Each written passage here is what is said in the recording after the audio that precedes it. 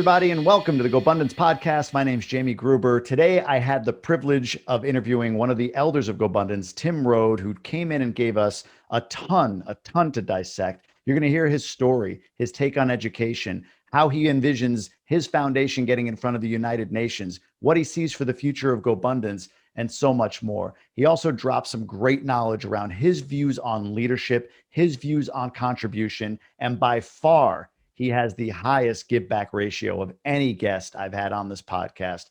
Makes all of us that are in GoBundance, that will be on this podcast in the future, have to level up to something that I don't know if we can meet him, but at least get closer. That his take on all things in his life and what regrets he's had, things he would do over again, and so much more. I hope you like, subscribe, drop some comments. Let us know what you thought about Tim's interview, what takeaways you had, what really landed for you. But for now, enjoy Tim Rhode. Tim, welcome. Hey, welcome, Jamie. Welcome, guests.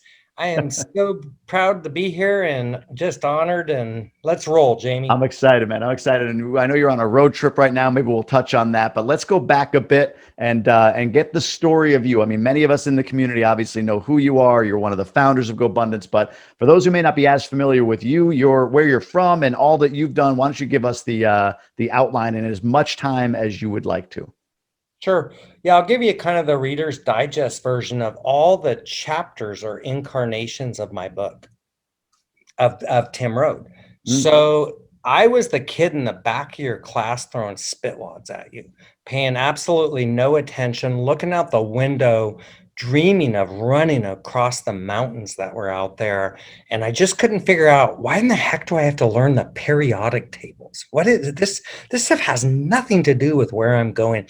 I intuitively sensed that. So my claim to fame young was I graduated from high school with a C- average and never took a book home, because I just wanted to do as least as I could. Something told me, just get through this. So consequently, because of this late start in life, I found myself at 25 as a part-time grocery clerk with 2 young kids, painting addresses on people's curbs to be able to afford diapers for my then young kids. And then I found my niche selling real estate. It was kind of like putting the key in the lock, and it finally fit. And One Life has something called the fulfillment triangle I'd love to touch on. I found, where do I fit within the fulfillment triangle? First weekend in real estate, I hold an open house, I sell it. Those people need to list their home, so I list their home. I take some buyers out, I sell them a house. So I really did 3 deals my first weekend. And I'm still a part-time grocery clerk at the time. And I remember sitting in the bathtub at 2 a.m. trying to calm down because I knew it was on. And the wheels were turning. I'd made more over that weekend than I did in the last 6 months in the grocery business. So for the next 15 years, I cranked the song Welcome to the Jungle while the first 7 years, chain smoked 3 cigarettes and drove to the office just fired up every day to get after it. And one thing I did different than most, and I want your listeners to catch this, while my income went from 30 grand a year as a grocery clerk to 60 grand to 120 to 190 to 400, my expenses went from like 15 to 20 to 25 to 30 to 40. And then, something we talk about is increase your income, monitor what's going out, and invest the what's left to invest. Well, my what's left to invest grew rapidly over the years. So I took that extra money and started buying single family homes, duplexes, land in the path of growth. And I told you at 25, I was a broke part-time grocery clerk. At 40, I looked up and I was 100%er, probably about 102%er, to be honest, not much over. And I had this conversation in my head. And I was like, dude, I'm so proud of you. You barely graduated high school. Here you are at 40. You're a freaking millionaire, dude. You pulled it off. What's next? The other voice said, I never want to list another effing home in my life. Well, how are you going to do that? Well, you flipped a home and you just made 20 grand. Why don't you go do that? And I just started figuring some stuff out. And it took about 3 years to kill my real estate business. But I did do that. I did transition from I want to list and sell your home to I want to buy your home. And I wrote a plan called Tim is Now an Investor Plan. And it was, kind of a Tony Robbins layout of what is it, why is it, and then how are you going to do it? Okay. So I wrote out that plan. I say I retired at 40, but it took about 3 years to do that, to kill the, So then, like that was around 2000. About 2005, we wanted to move up to the mountains and start a new life. So I sold 17 properties with 52 tenants right into the top of the California craze, right before we, turned the corner, and built our dream home for cash, exchanged some, properties for easy to manage mailbox money.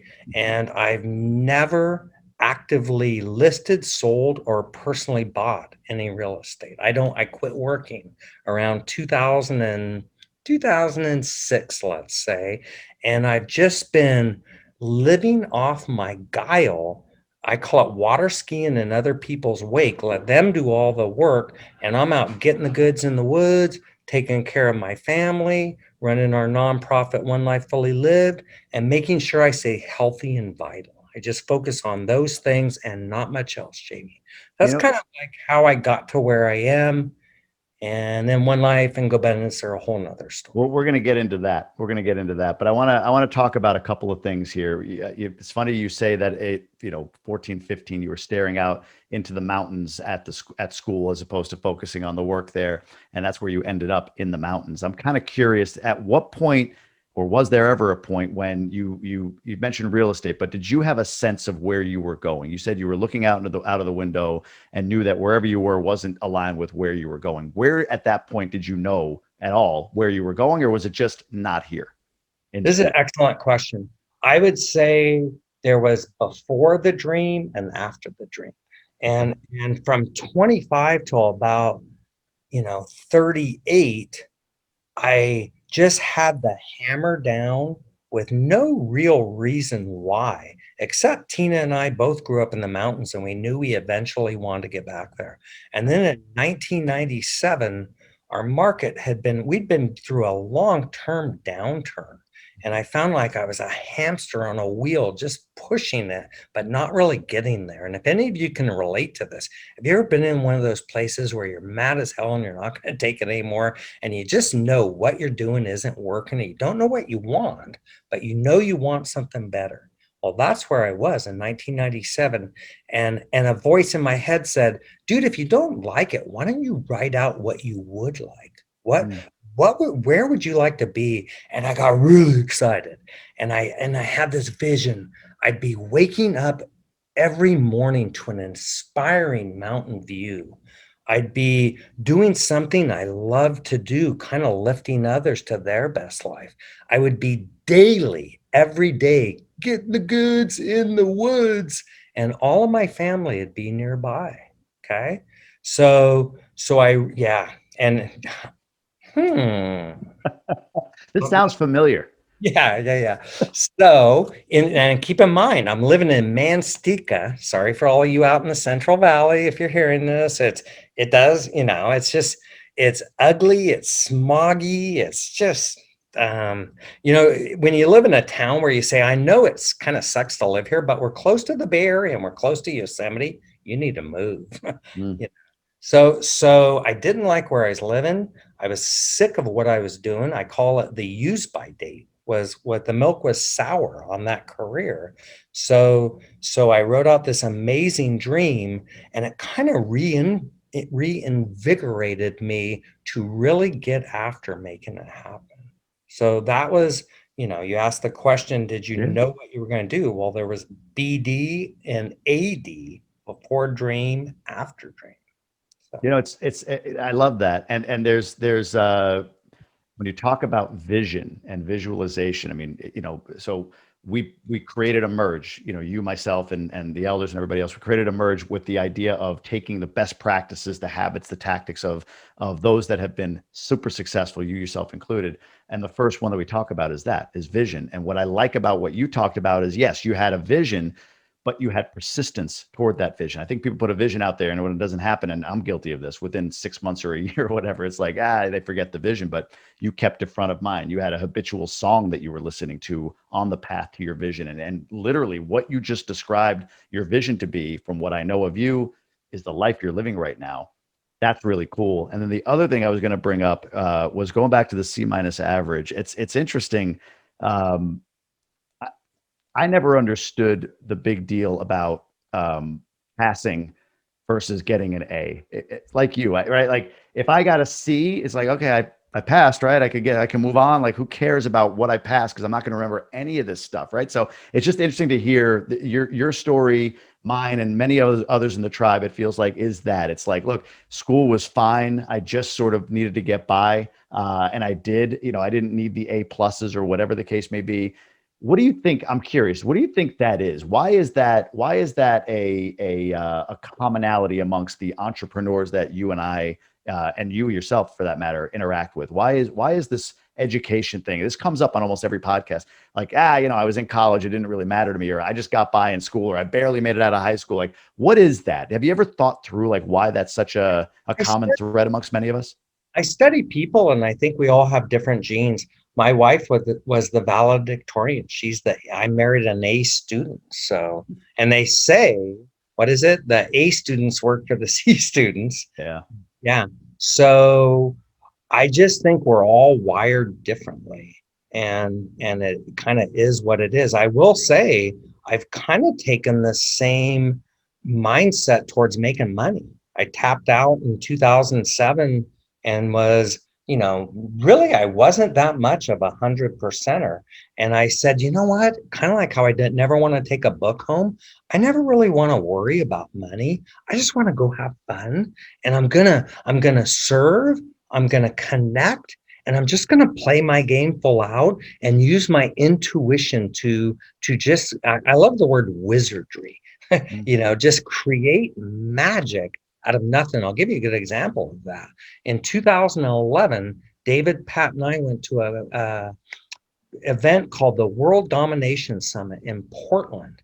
And it was right when we were starting GoBundance. We had just gotten our GoBundance business cards, and we went over our one sheets. And that year I was upside down. I brought in 120. It cost me 140 to live. And they were aghast. Just think of them with how strong they are towards, financial freedom and stuff like that. And they said, Tim, what are you going to do? Good mastermind buddies calling me out. What are you going to do? Are you going to list and sell real estate? Or are you going to go buy, more rentals? Are you going to flip homes? What are you going to do? I said, I don't know what I'm going to do, but I'll figure it out. And so I thought of the best coaching student I ever had was Andrew Cushman. He just started buying apartments. I just bought one of his apartments. Andrew knows apartments. He's talented, honest, and just got serious game. David and Pat have money, and I know all these people with money. What if we started a little syndicate, and Andrew would do all the work, and they'd put up the money, and I put this together, and now we have DAPT, and we bought 12 different apartment complexes. Every time we buy one, I get a nice nug, and take that money and put it into the apartments. And that's that wizardry I was talking about.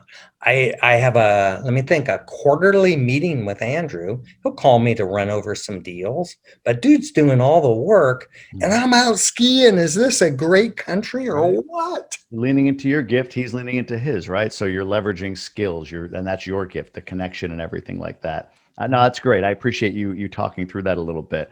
I'm curious.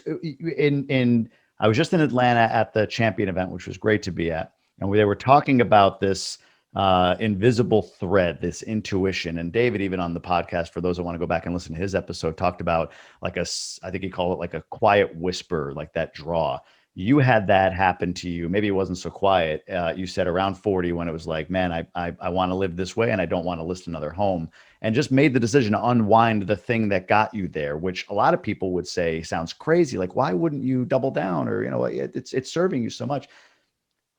What was it that created that for you? Like, do you believe in that? Is it some sort of like, intuition that you follow, and that's what drove you to say, hey, I'm killing this real estate business? Like, what was it that just sort of became too much for you to kind of stick with that line of business and move on to the next thing?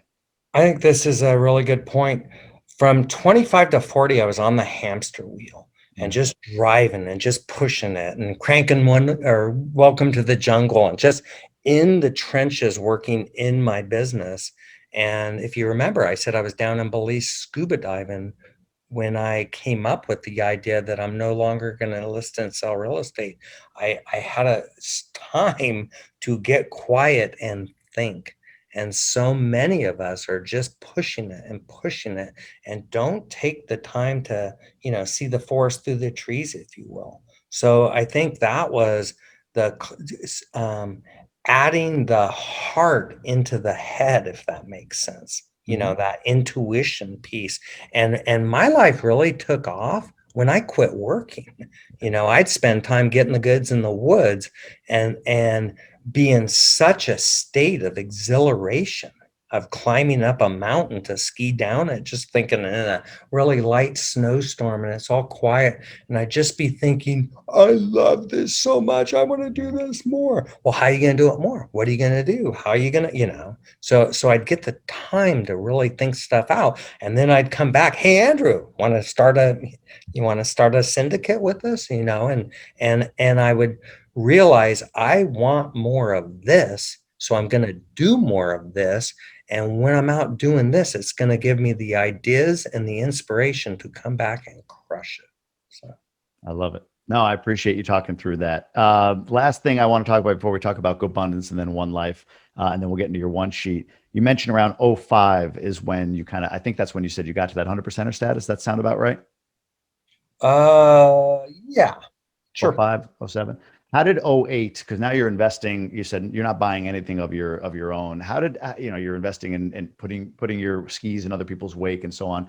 How, did 08 impact you? 09, like any lessons from a downturn? I mean, we don't know what the next one looks like, when it will be, if it will be, how it will be, and all of that. But did you experience anything, any upset, if you will, in 08 or 09? If so, would you learn from it? If not, would you learn that you did well, maybe unintentionally, to get you through? Let me back up. That I was actually 100%, or that was more like 97. Okay. I'm sorry. Yeah. So a couple things in this that are really important. I wanted to move around 2001 and move up to the mountains, and for a couple reasons, the timing just wasn't right yet. And I had to stay there, and that served me well because the market doubled and then doubled again. Mm-hmm. And then by the time I went to tap out in 2005 to 2007, we had built so much equity. If I would have done it in 2001, I would have had to list and sell or had to flip homes when we moved. When by being more patient, I was able to, when I tapped out, have the options to choose to just get the goods and let the game come to me. And I couldn't have done that if I'd done it before.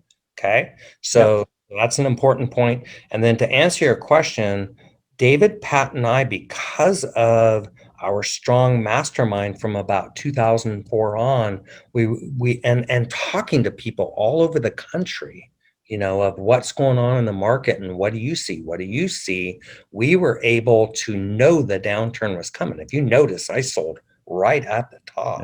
Yeah. And when the 2008, 2009 downturn came, I just kind of took my pedal totally off the gas and I was coaching real estate investors making $250 an hour, sitting in my hot tub or walking around my property talking real estate, so I didn't do any new moves. I had income producing real estate.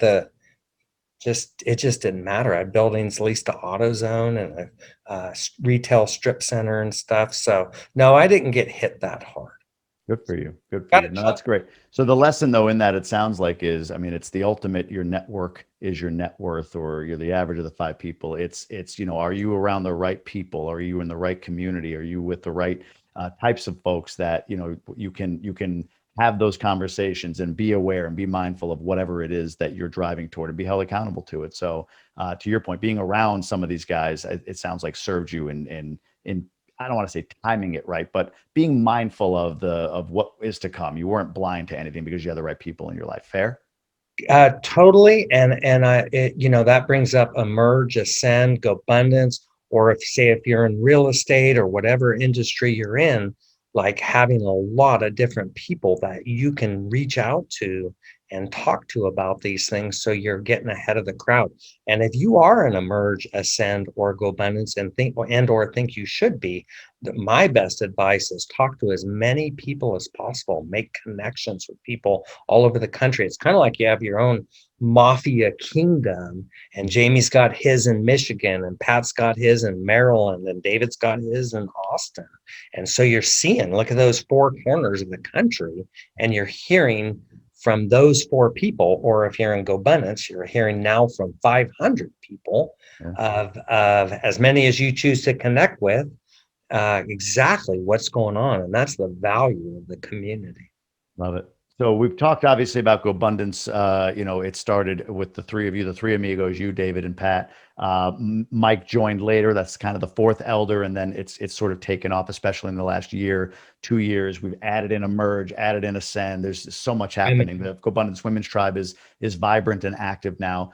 What are you seeing, here forward, or what are your, what's the vision for GoBundance from your perspective? I mean, I know you and the elders and Chris get involved and have these discussions, but just for you, what's your wish, your hope? What do you hope to see from this community as it goes forward? Honestly, I didn't think this before. We were small and we were mighty, but I've seen, as we've grown people, something magical has happened. And I'll take the NorCal GoBundance Tribe as an example. Every Saturday morning we have a call, and there's somewhere between 15 and 30 people on it. Just amazing. And what's happened is, like in every trip and every gathering, just like NorCal, you find there's people who have been in since the start, people who got in a long time ago, and brand new people. And the long timers know the drill. They saw where we come from, and they know how valuable all these tools and connections are. And the new people are all excited and they want more. And so the combination of the two is just beautiful. So if we would have stayed small, kind of would have gotten stale, and there wouldn't have been new blood, and I don't even know if it would have lasted. So I wasn't a big proponent of growth, but having witnessed what's happened as we've gone from, 3 of us to 6 of us to 14 of us to 38 of us to 150, and we're at 499 this morning. As I got an email. I want to see us go to 10,000, Jamie. I want to see us get really big and have it be powerful. And just imagine the guest speakers we can bring in, and the connections, and some of the things that can happen. And I don't know if you saw Dan Grebe, one of our members, who used to be 300 pounds and started doing triathlons, and trained a kid named Chris, who's getting the Jimmy V Award from. Come on. I swear to God. No kidding. I didn't know that. That's I insane. just saw it. He's getting the Jimmy V Award. That's going to be at the ESPYs, the whole nine? Yes. Holy, is Dan going to be on stage then? Is Dan going to be part of that? Of course. Holy, yes. that is amazing. Good for him. Good for them. Yeah. Greeny and David Green, I used to prospect for me when he was 18 years old. And this is an important thing. He, Daniel Del Real, Aaron West, and a bunch of us were away for a weekend retreat once, and Green was still a cop. And it was right during Trayvon Martin, and he was having a really tough time. And he had gotten spit in his face that week. And he was an amazing real estate investor, but really hadn't had the courage to quit. And Aaron, Daniel, and I were peppering him with, what day next week are you quitting the force, Green? Is it going to be Monday, Tuesday, or Wednesday? And we basically, just pushed him to go quit. And he did. And you know where he is now. A freaking bigger pockets, super Rock star of real rock estate, right? star. That's awful extraordinaire. And, so all of us have this where we are and this untapped what could be within us. And that's what I challenge you, if you're listening to this, is dream big and have the cojones to make the next logical move for you. And by the way, some should stay on the force. They're not David Green. They're not, doing great stuff over here. Green, that was the best move for him. And, yo, us, David. Yes, that's right. That's right. Yeah, no, that's great. I love, to your point, I like the growth. I think the fear, of course, is that you lose intimacy, but I haven't had that experience so far. We have our pods. In fact, if anything, you're getting more exposure to more things. I mean, the skills and experiences are just getting broader. I remember seeing a post about like Dollar Generals. I've talked to a few guys about this in our Facebook group, in the GoBundance Facebook group. Somebody interested in it, and there were like 9 people like, oh yeah, I own $30 General. I'm like, there's a Dollar General like tribe within the tribe, like very specific. Like you think it's a one-off, like, oh, let me throw this random thing that I'm doing, but there's people there that can support on that. Crypto. We've just brought in a bunch of crypto people into the tribe just by happenstance. There's all these different areas that people have expertise. Microtribes. It's all the microtribes that are popping up. And what it's another thing that it's doing is it's giving people the audience to take whatever they're good at and help others with it. And a good example of that is a guy named Daryl Putnam, who's writing a book and taking the writer's microtribe. And now he's having Green and Brandon Turner. And we just had Osborne on there. And all of us that are wannabe authors have our little microtribe, and the way to do that. And I don't know how many microtribes there are now, but there's probably 30. 25, something like that, right? There's a ton. But no, it is neat for me as a member for 2.5 years to go from, it was 200 guys or whatever in GoBundance. Now there's a women's tribe. Now there's the Emerge and Ascend. There's 500 guys in GoBundance. There's a big, robust champion division. It was there before, but now it's, you're talking a room full of 50, 60 people that are worth 5, 10, 50, $100 million. Networking and interacting. It's neat to see the entire ecosystem. So, I mean, for you, it's got to be really cool from the 3 of you hanging out to this, any level that you're at in life, there's a spot for you, kind of system that you've built or ecosystem that you've built. I appreciate it, man. I kudos to you and thank you for building what you've built. It served me tremendously. I mean, I'm here. This is incredible for me. So thank you. Thank you. Our sincere pleasure. One other real quick is GoBundance for us old gray hairs, everybody over 50. And we're just in a different place in life. And we see everybody on that hamster wheel and they're pushing it. And we're like, yeah, not so much anymore. What's the rest of our life going to be like? And that's been an amazing tool for those of us over 50 to hang out with each other. So and not to to further the point, but my wife is part of GoWise. My family participates with FamBundance. Right, there's just such a it's a complete community. So let's talk before we answer your question. It feels freaking amazing to David and Pat, and then the 3 amigos. And David and I were rolling down the highway in Texas, looking at Dollar Generals as it would be, dreaming of what if we had a tribe for, and just to see it evolve and what it's become today is beyond our wildest dreams. That's cool. It must be. No, it must be. Before we go into the one sheet, I want to talk about One Life. Give me a little bit about, the formation of this, the story, and, where it is today, where it's going. Can you give me kind of an overview? This is your passion. I mean, you've mentioned about 25 to 40, yes, here, let me take a side. So you're a very introspective, sort of connected guy, meaning like, you are what's the word I'm looking for? You're thoughtful, right? Well, I think what gets lost is that you've got a killer instinct that gets lost, I think, in the sort of, lightness that you come across. You're very welcoming, you're heart-centered, but you've got a killer in you. 25 to 40 was evidence of that. Killers don't just stop killing and go sit on a beach or play frisbee golf every day. They go kill something else. For me, it feels like, and correct me if I'm wrong, GoBundance and specifically One Life are where you have directed that killer instinct. So tell me about that, if you don't mind. What is One Life? Why form it? What you're doing with it and where it's going? Well, first of all, if you're listening, please go to onelifefullylive.org. The number one, onelifefullylive.org. We're the number one One Life, all one word community on Facebook and Instagram. And this is something I started around the same time we started GoBundance, because if you remember, I got off to a late start in life, and I barely graduated high school and never went to college, and I was a lost soul, and I didn't get into how much things went awry.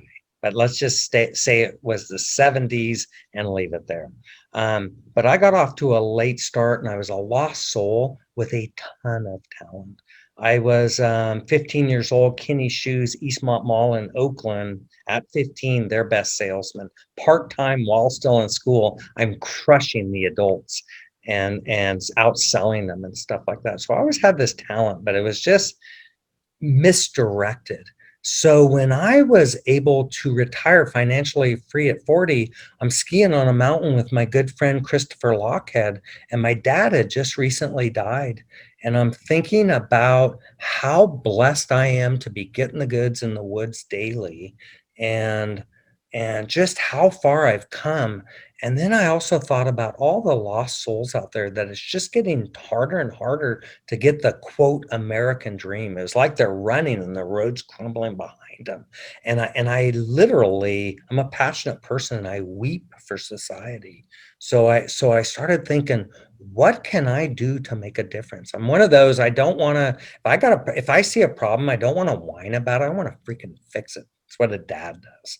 So I started thinking, I know all these people who are crushing it in life and have a lot of money, and I see all these people who are hurting. What if I started something for them? So we started One Life Fully Lived, and you talked about vision planning. Our teachings are, it's called the One Life Roadmap, and it's available on Amazon for your student or your adult person, and it's vision planning. Where am I going with all of this? Finances, how can I earn more, monitor what's going in, learn to invest wisely? Relationships with myself, who's my posse, who's my mentors, and wellness, how can I be healthy in my mind, body, and spirit to pull off this amazing life I've been blessed to live? So that's our One Life Roadmap teachings, and we've been able to impact tens of thousands in schools. We've got a program now that we're rolling out in prisons.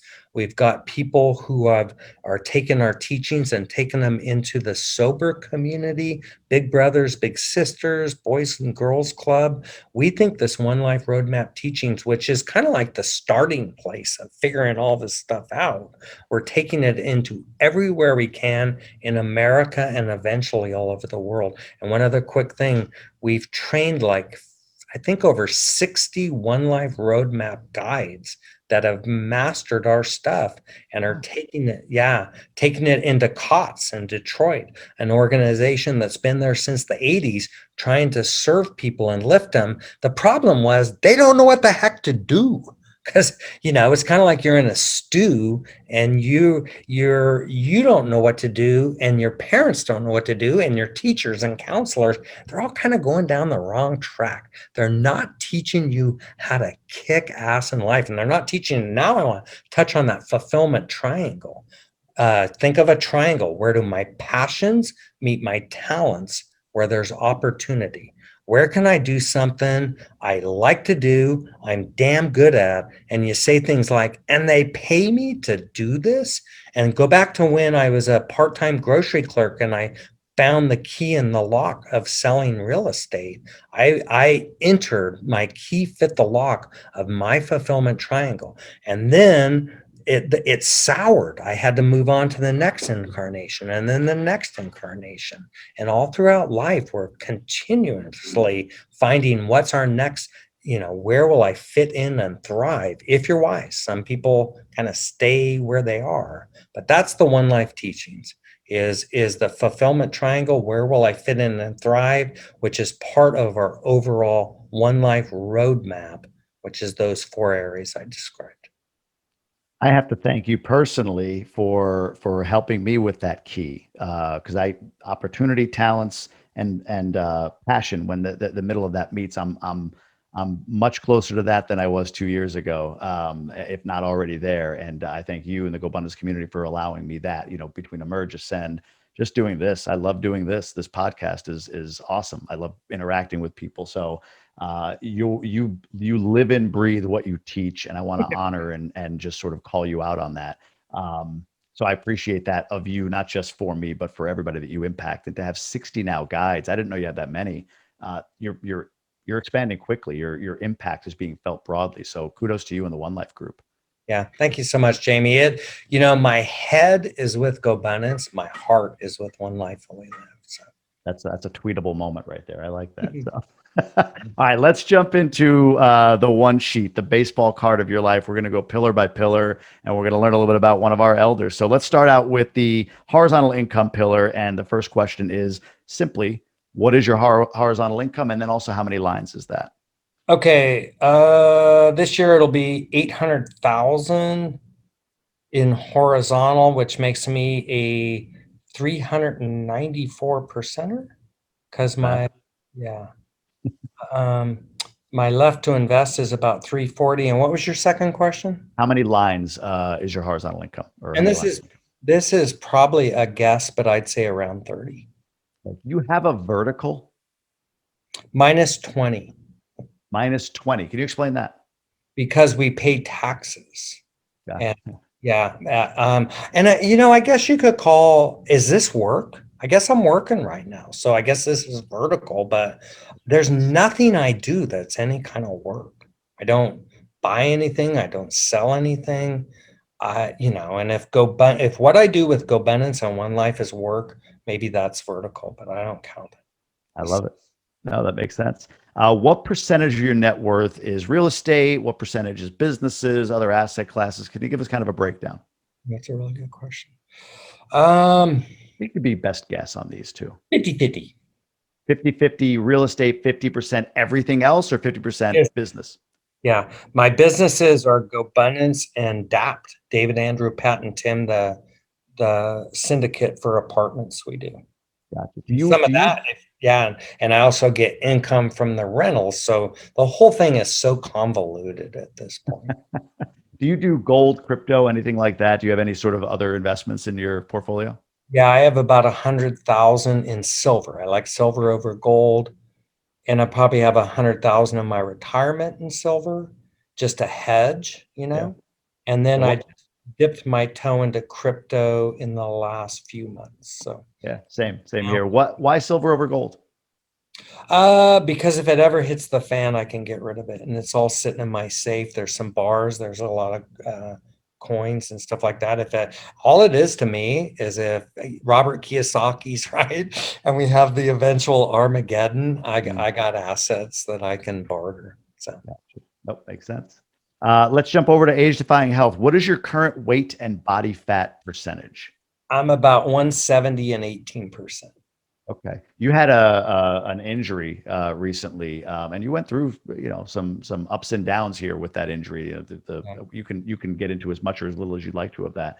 How has that affected your health, if at all? Or how have you modified or managed through that?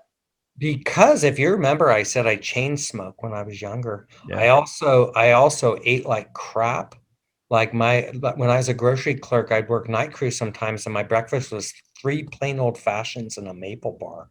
And I drank too much coffee, and just for the first 35 years, I did not honor my body. And then I got into more getting the goods once my kids got older, and I was like, man, I want to climb mountains with 20-year-olds. You better take care of yourself. So I absolutely changed my life around. But because of my earlier bad habits, I had a heart problem in my late 40s. And then I had a blood clot in my leg, which was misdiagnosed earlier this year. Misdiagnosed for 2 months. I almost lost my foot. and I still have severe nerve damage in my foot, but I'm so active and so mindfully headstrong that I will be skiing with 20-year-olds this winter. And right now, I'm on a disc golf tour of America, playing courses all over, riding bikes, hiking, and my foot is pretty messed up, and I'm doing severe treatment on it at night. I'm icing it and heating it and doing everything I can so the next day I can go play 18 holes, and then literally icing it as I drive down the road to the next place. So my question for Tim before we started recording for you was, are you overdoing it? And it was like, oh, absolutely. Just as casually as could be. What about diet? So exercise, you're very active, you kind of get around and get goods in the woods, everything else like that. What does your diet look like? How do you focus there? I wouldn't say I'm fanatical, but I eat really well. I do a lot of, I've learned a lot about keto, and I try to stop eating by 8 o'clock and then don't eat anything till like noon. I did a sugar fast, and just always eating very sensibly. Let's go with that. Is I make sure I get plenty of meats, veggies. I stay away from crap as much as I can, but I'm not over the top about it. I want to live well. Yeah, of course. And celery juice is a big thing for you now Yeah, too, is it yeah. not? Yeah, from the medical medium, Tina makes us a celery juice on a regular basis. Love it. Let's talk about Tina for a little bit in the authentic relationship pillar. Tell me a little bit about your relationship with Tina. What makes it work? What lessons have you learned? And maybe just kind of expand that to your relationship today with your kids.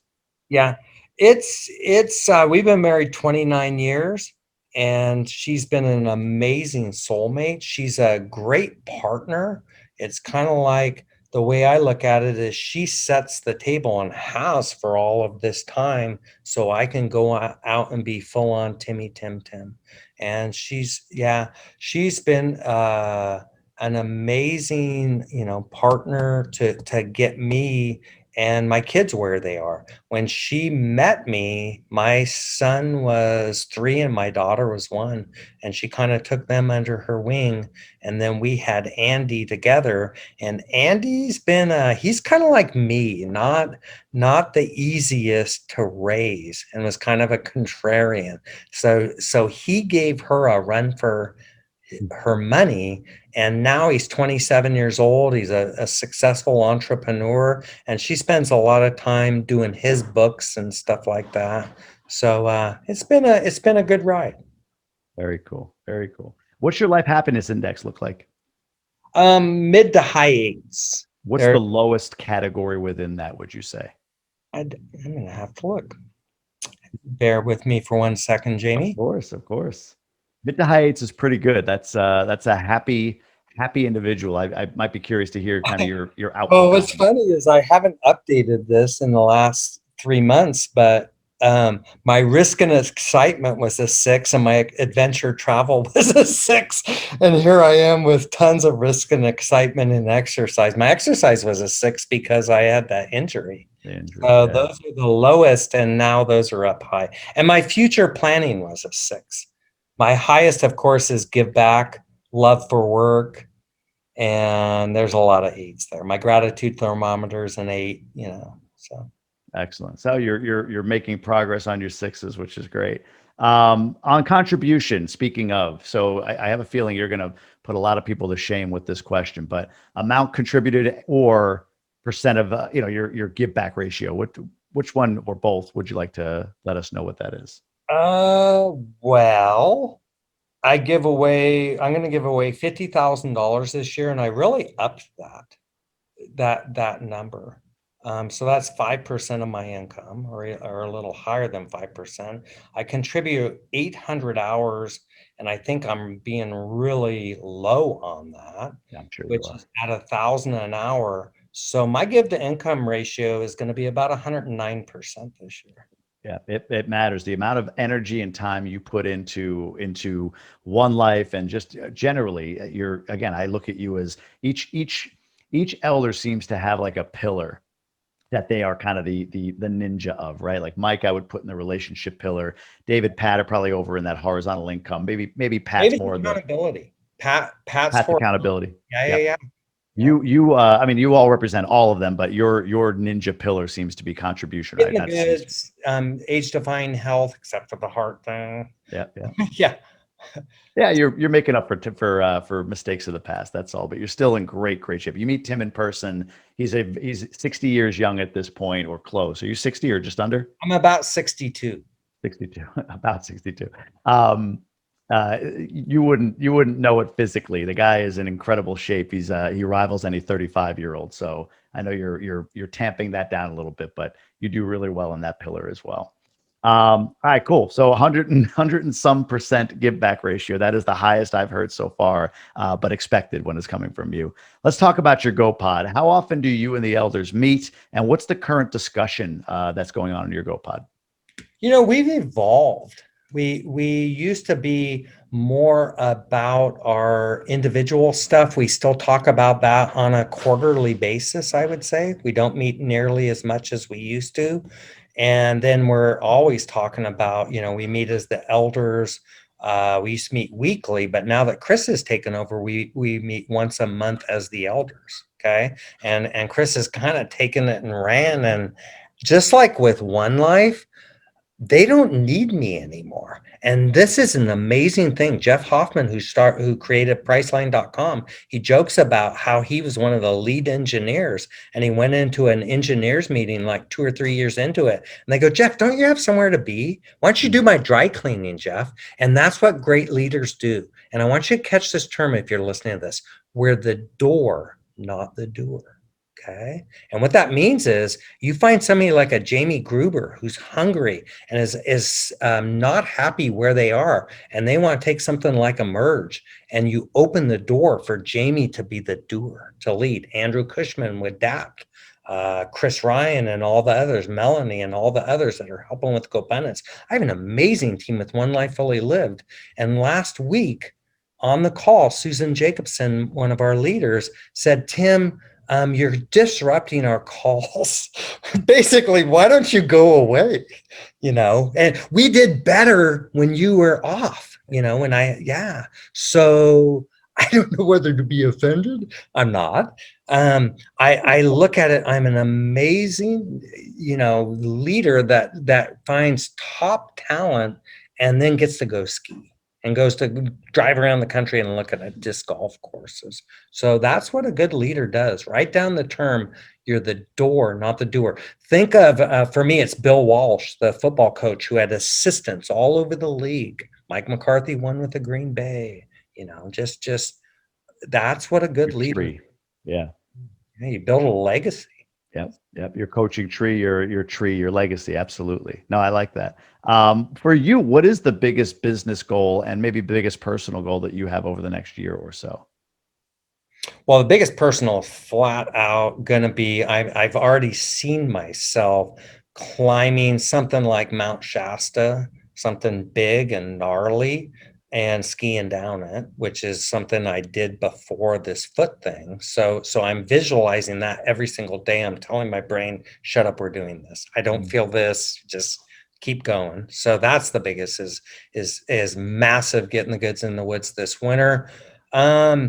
Just I guess my 2 is the 10,000, and I think of Steve Jobs with the 1,000 songs in your pocket for Apple. 10,000 contacts at your disposal for GoBundance. Okay. So that's being us at 10,000 people. And then One Life Fully Lived, we see Carolyn Colleen. Within 3 years, she's going to be talking in front of the United Nations, talking about everybody in the world needs a roadmap. That's one of my goals for One Life. That my second goal is to absolutely disrupt our education system. Come on, if you're listening to this, it's just all screwed up. People paying $500,000 to have their kid get to be on the crew, rowing crew. The whole system is messed up. And Buckminster Fuller in the 30s said, how do you change a paradigm? And in this case, it's our messed up education system. You make something that is so amazing and useful that you make the old system obsolete by nature. And that's our One Life roadmap. That needs to be in every school, and kids need to be going towards their best life not being taught how somebody did something and you should be pissed off at them. Give me a break. That's incredible. The education disruption is amazing, and I love the idea of Carolyn in front of the United Nations. That, first of all, she'd kill it. She'd absolutely rock that. But secondly, boy, talk about impact, right? For one life, for you, for her, that would be stellar, and it'll happen one day. So that's incredible. Thank you for sharing that. All right, we are going to wrap this up with a question from the GoBundance card deck. You can get this in the GoBundance app. Download, generate a new card. I did. It's the 7 of, I always mess this up, clubs. The one with the 3 bumps. That's the clubs, not spades. Yeah, 7 of clubs. The question is, if you were given a do-over, what would you use it to change?